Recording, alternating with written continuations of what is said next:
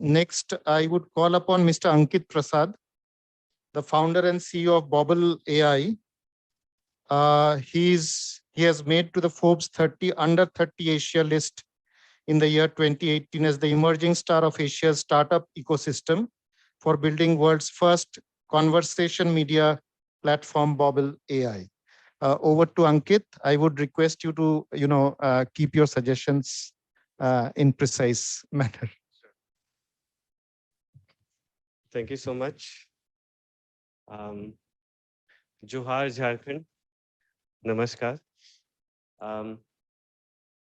3 दिनों पहले जब मुझे पता चला इस गोष्ठी के बारे में तो मैंने काफ़ी रिसर्च करा, काफ़ी कुछ सोचा, बहुत सारे पेपर्स में सजेशंस भी लिख कर आया। लेकिन पिछले 4 घंटों से जब मैंने यहाँ लोगों के सजेशन सुने तो थोड़ा-सा दिमाग बदल गया है अब। अंत में आने का ये फ़ायदा होता है कि हम पहले सबकी बातें सुन लेते हैं, फिर अपना एक माइंड बनाते हैं। तो मैंने सोचा कि जब सर ने दिखाया स्टार्टिंग में हमारा इतना रेवेन्यू है, हमारे इतने एक्सपेंसेस है, मुझे दिखा सरकार तो लॉस में चल रही है, फिर इतने सारे प्रॉब्लम सॉल्व कैसे करेगी, राइट? एग्रीकल्चर में भी प्रॉब्लम है, एजुकेशन में भी अपॉर्चुनिटीज है, यहाँ भी है, वहाँ भी है, इतनी सारी प्रॉब्लम सरकार सॉल्व कैसे करेगी, राइट?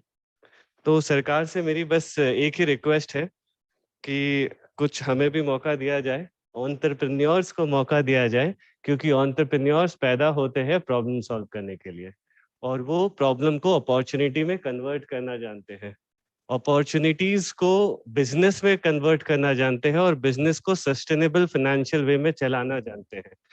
पिछले 6 सालों में मैंने सर ने जो बताया फोर्ब्स की जो मुझे लिस्ट में नाम आया या फिर फॉर्च्यून 40 अंडर 40 में नाम आया, क्योंकि पिछले 6 सालों में मैंने 0 से 1200 करोड़ की कंपनी खड़ी कर दी। चाईबासा के एक छोटे से गली मोहल्ले से आता हूँ, तो अगर मैं कर सकता हूँ तो मेरे जैसे सैकड़ों युवा झारखंड में हैं जो बिल्कुल कर सकते हैं। हमें ज़रूरत है तो एक सपोर्ट सिस्टम बनाने की, एक इनेबलिंग एनवायरनमेंट क्रिएट करने की, एक कल्चर बनाने की, राइट? और उस कल्चर को बनाने के लिए वापस से मैं अपने पेपर्स पे आ जाता हूँ। कुछ 7 पॉइंटर्स में लिख कर लाया था। सबसे इम्पोर्टेंट चीज़ डॉक्टर अपर्णा ने भी बोला था कि डेटा साइंस और टेक्नोलॉजी एक ऐसी चीज़ है जो अक्रॉस सेक्टर अप्लाई होती है, राइट? और डेटा साइंस और टेक्नोलॉजी से बहुत सारे प्रॉब्लम को एफिशिएंट तरीके से सॉल्व किया जा सकता है। लेकिन क्या हम टेक्नोलॉजी और डेटा साइंस के अराउंड टैलेंट बिल्ड कर पा रहे हैं आज के डेट में स्टेट लेवल पर? इसे हमें थोड़ा सोचने की जरूरत है। एक उदाहरण है, गोवा ने इस साल एक बहुत ही अच्छा प्रोग्राम इम्प्लीमेंट किया है अपने एजुकेशन सिस्टम में, जिसमें उन्होंने कोडिंग और रोबोटिक्स को कक्षा 6वीं के से लागू कर दिया है, जिसका इम्पैक्ट हमें 5 सालों में दिखाई देने वाला है। ऑलरेडी हम जब बिजनेस चलाते हैं तो हमारे पास आज के डेट में टेक्नोलॉजी हायरिंग की बहुत बड़ी समस्या है, राइट? हम हायर करना चाहते हैं, लोग नहीं है, फ्रेशर्स हमें 25 लाख देकर हायर करने पड़ते हैं, राइट? लेकिन यहाँ पे हम ये भी देख रहे हैं कि बेरोजगारी है। तो ऐसा कैसे है कि हम हायर करना चाहते हैं और लोग हायर होना चाहते हैं, लेकिन ये मैचिंग नहीं हो पा रहा, क्योंकि वो जो स्किल गैप है, उस स्किल गैप को अभी तक हम भर नहीं पाए हैं। तो हमारा एजुकेशन सिस्टम थोड़ा पीछे चल रहा है, जो रिक्वायरमेंट है आज के डेट में मार्केट में उससे, राइट? तो क्या हम अपने एजुकेशन सिस्टम को मार्केट के बराबर ला सकते हैं? उसके लिए शायद कोडिंग और रोबोटिक्स, जिसका उदाहरण गोवा ने बहुत ही अच्छे तरीके से दिया है, उससे हम कुछ सीख सकते हैं, वहाँ के हम स्टडी कर सकते हैं। दूसरी जो चीज है, सुझाव है, वो है आईटी और एंटरप्रेन्योरशिप से जुड़े बहुत सारे एक्सपर्ट्स एग्जिस्ट करते हैं।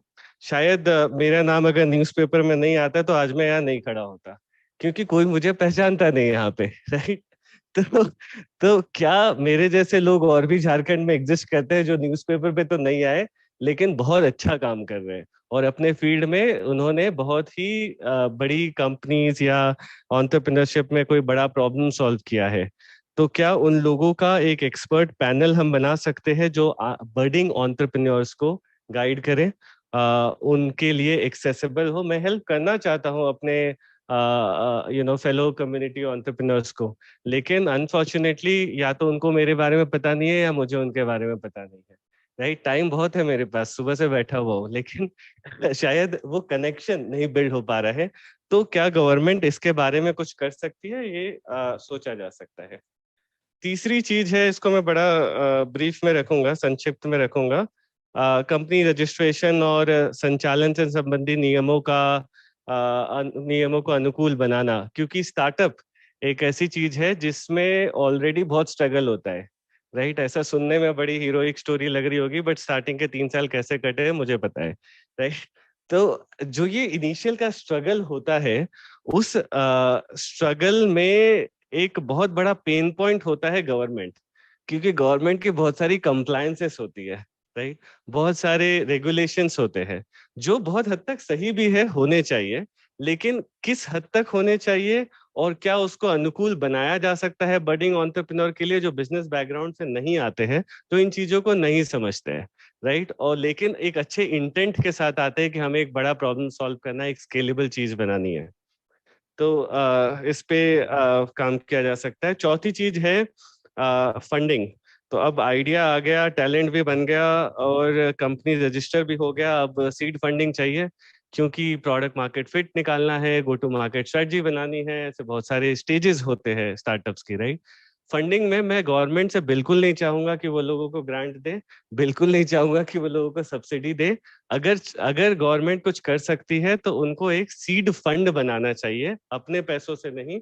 हम बहुत सारे ऐसे इन्वेस्टर्स अवेलेबल है, private equity investors, hedge funds, angel investors. मैंने खुद पिछले 1 साल में 15 कंपनीज में इन्वेस्ट किया है और मुझे लगता है ऐसा बहुत सारा लिक्विडिटी पड़ा हुआ है। आपने न्यूज में सुना होगा कि इंडिया में पिछले साल 41 यूनिकॉर्न्स बन गई।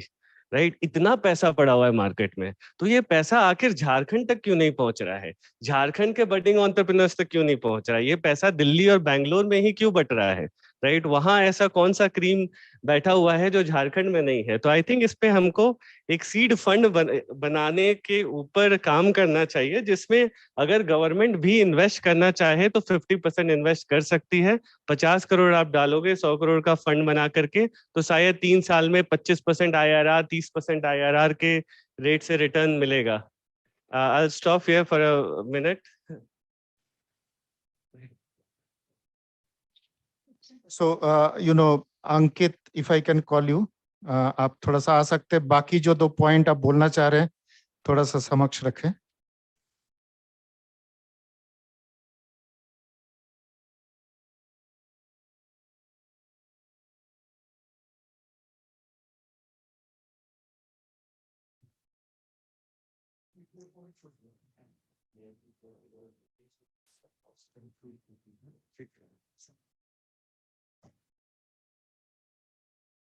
धन्यवाद।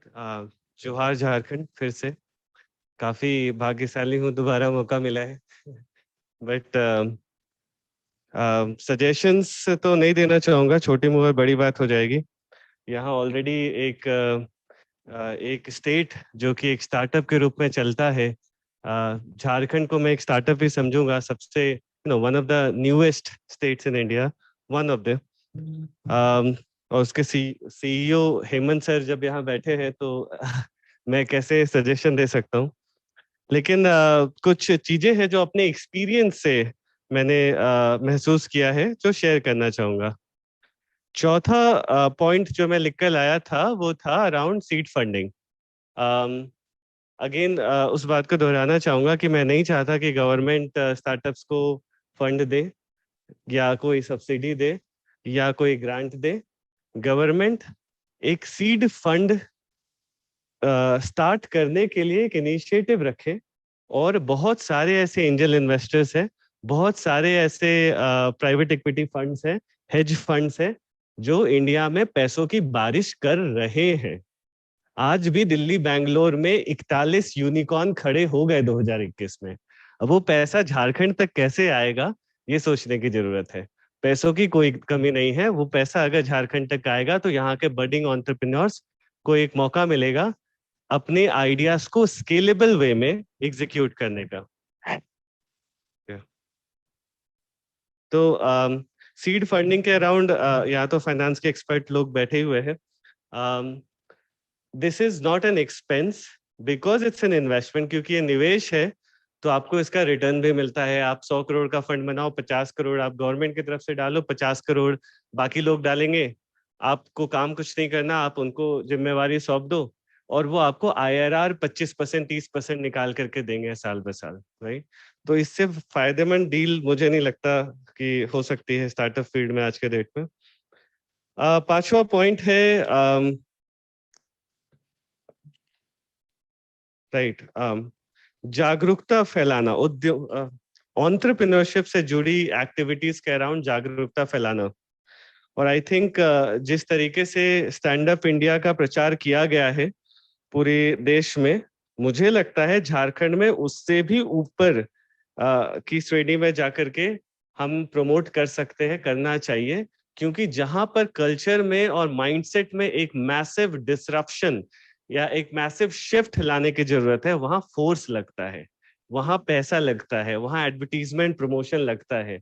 तो ये एक माइंडसेट शिफ्ट है कि लोग जो नौकरी मांग रहे हैं वो नौकरी देने की सोचे. ये एक बहुत बड़ा माइंडसेट शिफ्ट है और इस माइंडसेट शिफ्ट को लाने के लिए एक जागरूकता अभियान करने की जरूरत है, जो मुझे लगता है कि स्टैंड अप इंडिया जो देश भर में चल रहा है वो काफी नहीं है. उससे कई बड़ा अभियान झारखंड में चलाया जा सकता है. इसके अराउंड कुछ मैंने रिटन पॉइंटर्स है, वो मैं लिखित रूप में दे दूंगा. छठा पॉइंट है महिलाओं, अनुसूचित जाति, अनुसूचित जनजातियों एवं पिछड़े जातियों के लिए, लोगों के लिए विशेष प्रावधान. मुझे ऐसा इसलिए लगता है क्योंकि मैं बहुत ही फॉर्चुनेट हूँ कि जब मैं कॉलेज में था तो मेरे को खाने के लाले नहीं थे, पर मैं थोड़े बहुत पैसे कमा लेता था, जिसकी वजह से मैं अपने आइडिया पे काम करने का रिस्क ले सकता था. क्योंकि मेरे को ये टेंशन नहीं था कि खाना मिलेगा कि नहीं मिलेगा.